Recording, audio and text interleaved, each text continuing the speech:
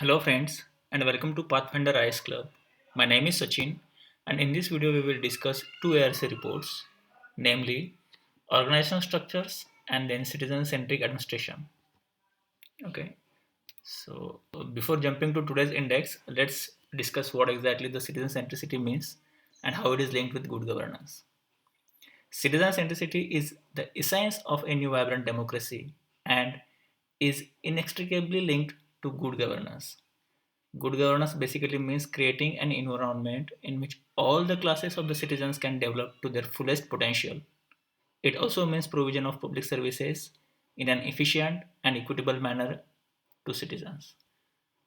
So in this brief video we will discuss following things, which includes the six principles of citizen charter, making citizen charter effective, seven-step model for citizen centricity, definitions of decentralization, delegation, and human rights, functions of the government, salient features of new public management, existing government structure, strengths and weakness of government's existing structures.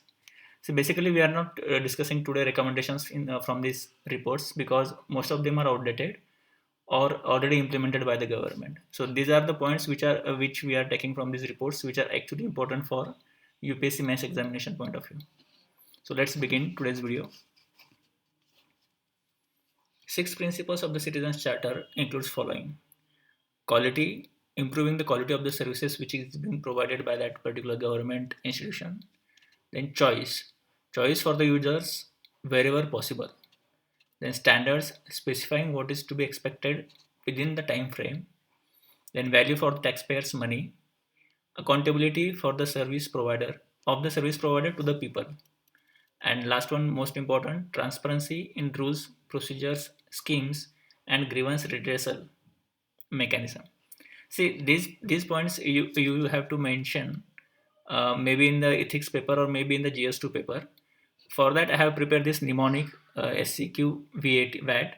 So these kind of mnemonics you can prepare on your own also, like to remember just these words like quality, choice, standards, value, accountability, and transparency. We can move forward now. Making citizen charter effective. What we can do for that? First, internal restructuring should be preceded charter formulation. Then one size doesn't fit all.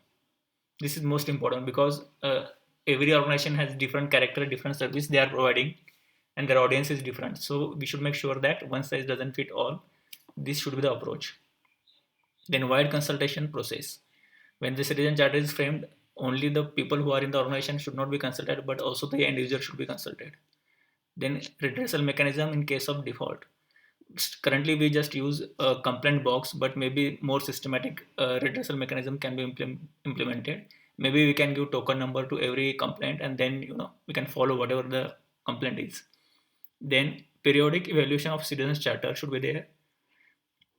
Benchmark using end users feedback. Hold officers accountable for their result. Currently only senior is the person who makes junior accountable, but maybe as an institution we can make every officer accountable for their result. Then include civil society in the process. So these are the steps which we can follow to make citizen charters more effective. Then here we can see that this is a 7-step model for citizen centricity. First, define all the services which you provide and identify your client. Set standards and norms for each service. Develop capability to meet the set standards. Perform to achieve the standards and monitor performance against the set standards. Evaluate the impact through independent mechanism. And there should be continuous improvement based on the monitoring and evaluation result. Okay, so it is kind of a continuous cycle which we can follow to improve the citizen centricity.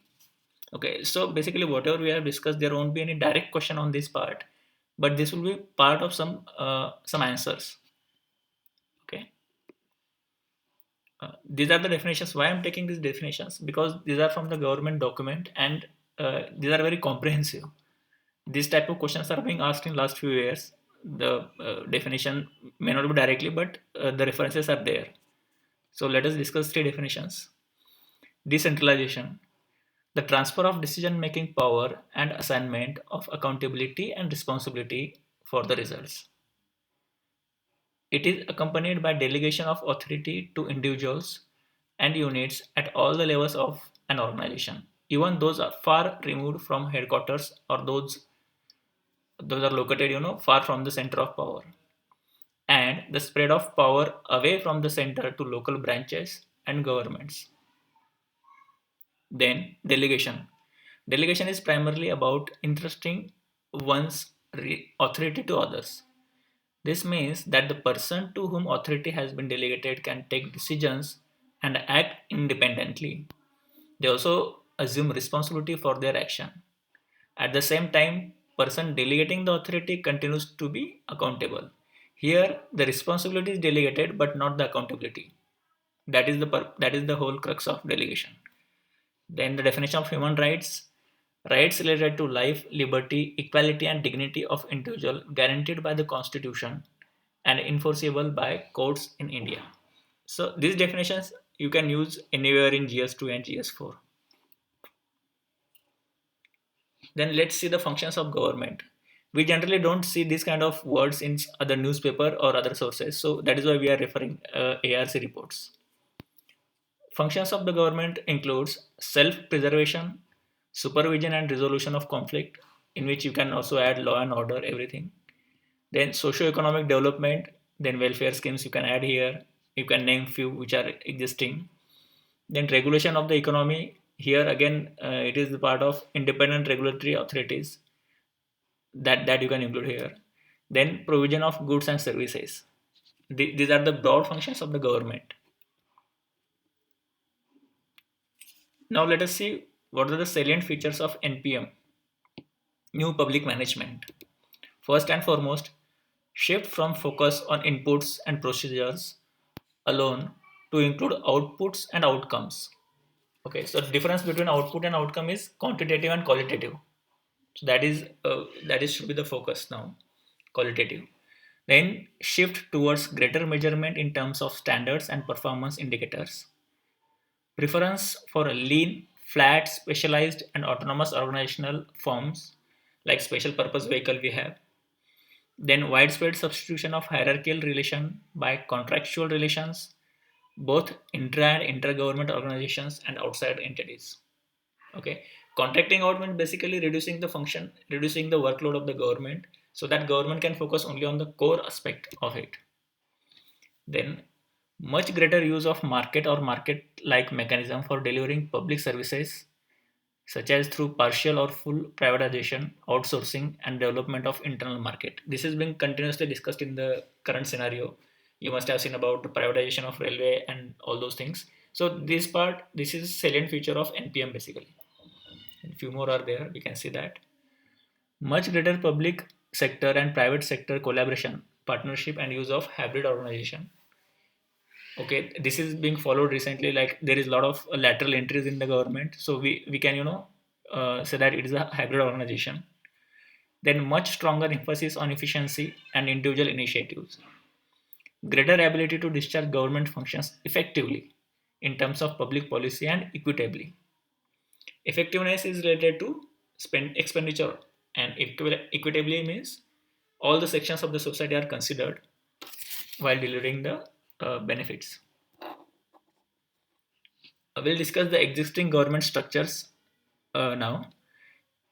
Ministry, every ministry has departments, and department has wings. Wings has divisions, then branch and section. For the sake of clarity, we can take one example like ministry. We can take of Ministry of Home Affairs, which is headed by minister, cabinet minister, and minister of state. We have six departments under Ministry of Home Affairs. Which are the six departments? Department of Internal Security, Department of States, Department of Official Language, Department of Home, Department of Jammu, Kashmir and Ladakh Affairs, and Department of Border Management. Why we discussed Home Affairs Ministry? Because it has largest number of departments, and then subsequently below that, wings, division, branch, and section. Each department is headed by secretary. So this is one of the highest level a bureaucrat go in ministry. Okay. Uh, Now let's discuss about the strengths of existing structures. Though it is always criticized for being red tapist structure, there are a few good strengths also. First, time-tested system, adherence to rules and established norms. Stability, the structure of the government staffed by the permanent civil servants has provided continuity and stability during the transfer of power from one elected government to another. Then commitment to the constitution. This is part of political neutrality. We have seen at the center there have been centrist, left-leaning, and rightist government, but the political neutrality makes is one of the strength of existing structure. Link between policy making and its implementation, and national outlook amongst the public functionaries. So these are basically the strengths of existing government structures, or you can say bureaucracy. There are weakness of existing structures. First, undue emphasis on routine functions, proliferation of ministries and departments, which leads to weak integration and coordination.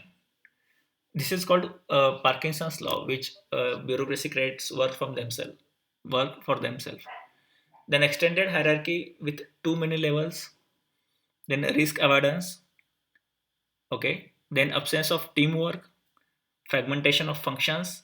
This is also typical characteristics of prismatic society or developing country where there is multiplication of the functions. Then considerable weakening of the autonomy conceived at the time of their formation. Okay. So yeah, that's it. That's all for from these reports. I hope you found this video useful. Please, yeah, you can check description box for to contact us. Wish you all the best and great success. Thank you.